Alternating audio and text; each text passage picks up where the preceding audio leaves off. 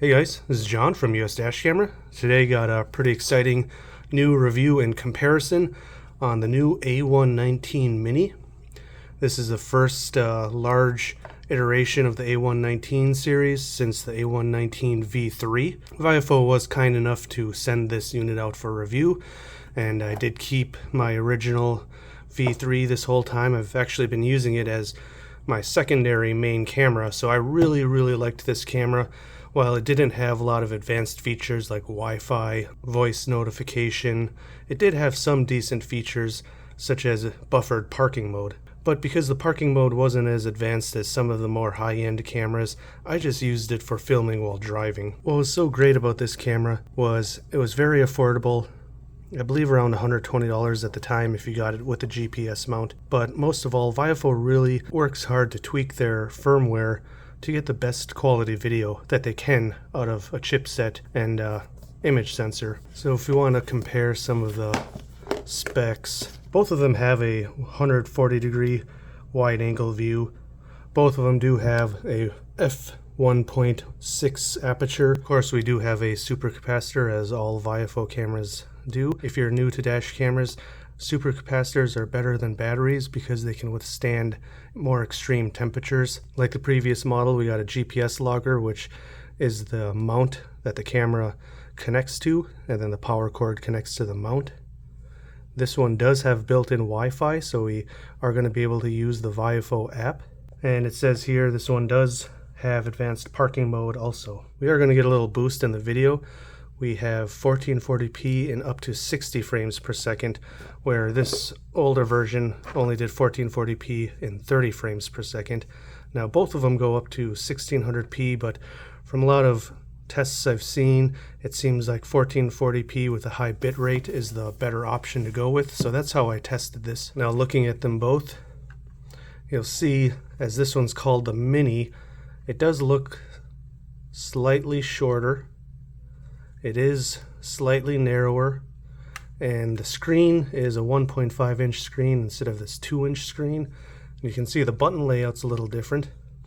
What I like, you'll see later, is there's little indicator lights above each button, where this one didn't have anything other than a red light under the record button. The one thing I found a little funny though is this one is significantly fatter, so it actually, depending on your windshield, it does give you slightly better view towards you because this one is so flat up against the glass, but I think I actually still prefer how thin this one is. You'll notice that the memory card port has switched to the other side.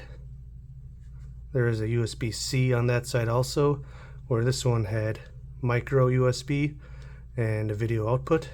So there's no more video output. I don't think very many people use that anyways. And on both of these I am using the CPL filter, which is an optional add-on. I highly recommend it. All of my video testing includes it, and what that does is helps reduce glare from the dashboard. So I'll provide links down in the description to where you can purchase any of these cameras or accessories that I'm going to talk about. One of the features I really like is it does have voice notifications. So when you stop the recording, it does just beep. That's similar to the old model, but then when you start recording again, it tells you it's starting to record. But then when you hit the mic button to mute it, voice recording disabled. Voice recording enabled. Then we got the Wi-Fi button. Wi-Fi enabled. So yeah, you actually got to hold it down. What I really like about the Viofo cameras is it does actually show you the password. So I've had some cameras where the password wasn't just 1 through 8 and I had to look up what it was, where this actually just tells you right on the screen. So I really like that. And we'll talk about the Wi-Fi app in just a little bit. And then also with the lock button.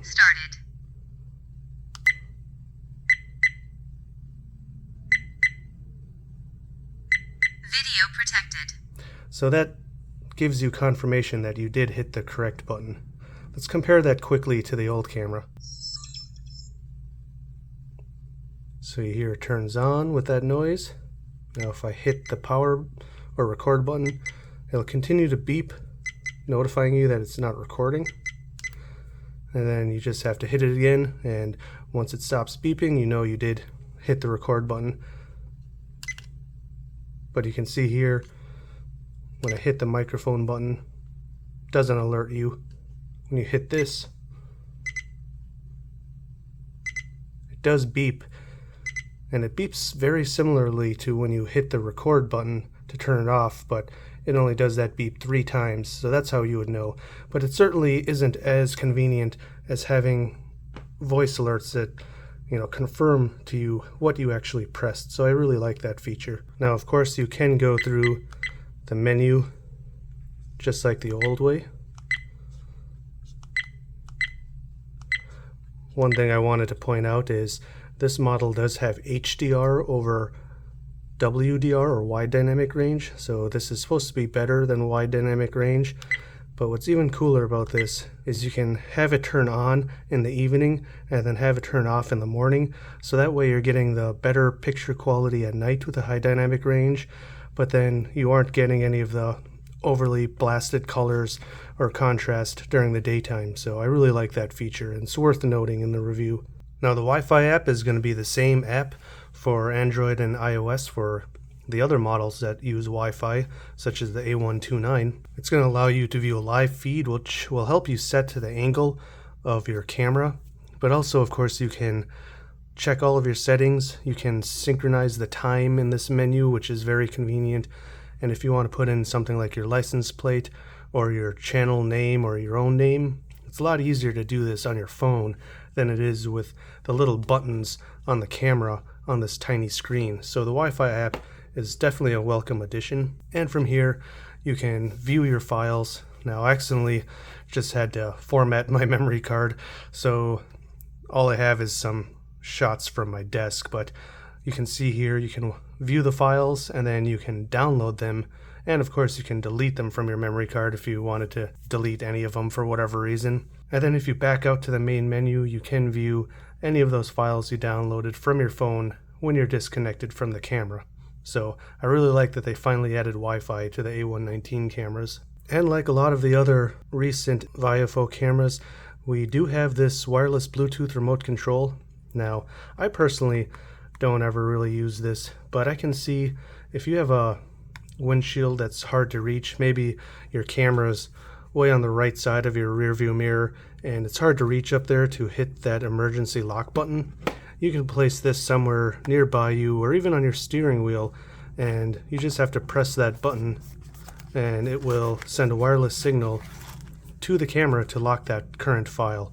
Now, in regards to video, I did do a 6-minute or so long comparison between the Mini and the old V3. Now, I compared them both with wide dynamic range and high dynamic range off and on, then day or night. Now, what I found was the HDR definitely makes the day footage look worse, in my opinion. Let me know what you guys think. It just seems like it sort of blasts the contrast and color too much. But then at night, I think there is a noticeable difference with the Mini that does actually look even better than the V3 at night, where you can see more detail with some of the bright lights around you.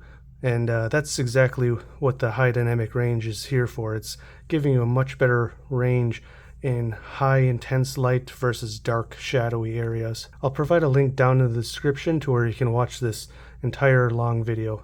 Now, one problem I have not had myself, but have heard from others on Dashcam Talk, is it seems that some other reviewers like Vortex Radar have had overheating issues. I live in Minnesota, and since I've been testing this the last couple weeks, it's definitely gotten a lot cooler. We did have one of the hottest years this year, but I wasn't really testing it during that peak period. So while fortunately I haven't had that issue, I can't really say my testing in my environment is the best place to test any overheating issues. But it's something I wanted to bring up because multiple reviewers have mentioned their cameras overheating. So guys, overall, I think this is a pretty awesome upgrade. I hope that overheating issue is overcome. Like I said, since I didn't experience that, I'm not quite sure how prevalent it is going to be, but the prices of these are actually very similar. I think if you really wanted to save money and you didn't care about the Wi-Fi or the Bluetooth, then maybe this camera is still just fine. But at the same time, this camera doesn't cost a whole lot, and honestly, I think that Wi-Fi app is so convenient. I like to be able to just use my phone to change settings or download files. I don't want to have to take the memory card out and put it in my computer to copy files off of it. That Wi-Fi app alone is such a nice convenience, and I do believe the picture quality is overall better in this newer model, which, you know, I would hope considering it's several years newer now, but it is very, very close. I would probably say if you don't already have an A119 V3, then this is a great budget option. It's only a little over $100, has a lot of features, including that advanced parking mode. But if you already have the A119 V3, I'd say maybe just hold off, continue using it unless you really want that Wi-Fi app. Maybe just keep using it until it dies and then replace it with this one or whatever's newer at the time. So if you guys are interested, like I said, I'll provide links down in the description to where you can purchase this or the other camera. And of course, if this was helpful, I'd appreciate if you hit like and subscribe. And as usual, drive safe. Thanks for watching, and I'll see you next time.